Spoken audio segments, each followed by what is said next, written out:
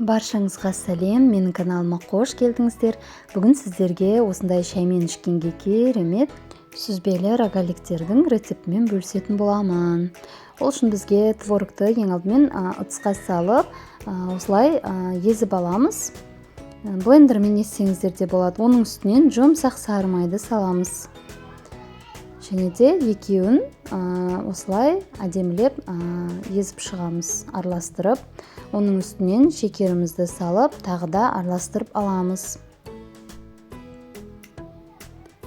Енді оның үстінен ұнымызға қопсытқышты салып араластырып, және оларды електен өткізіп аламыз. Содан кейін жұмсақ, қолға жабыспайтын қамыр илейміз. Осындай әдемі қамырымыз дайын болады. Енді қамырымызды екіге бөліп, осылай жұқалап жайып шығамыз. Примерно 1-2 сантиметр жұқалықта жайып аламыз. Және де осылай кесіп шығамыз.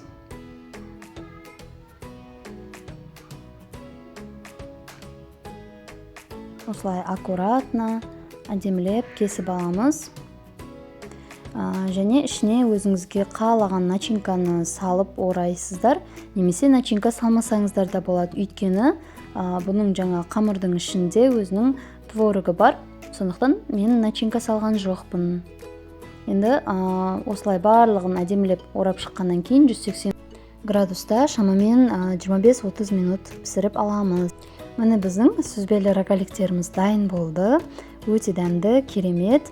Және бетіне осындай сахарный пудрамен сәндеп қоюларыңызға болады.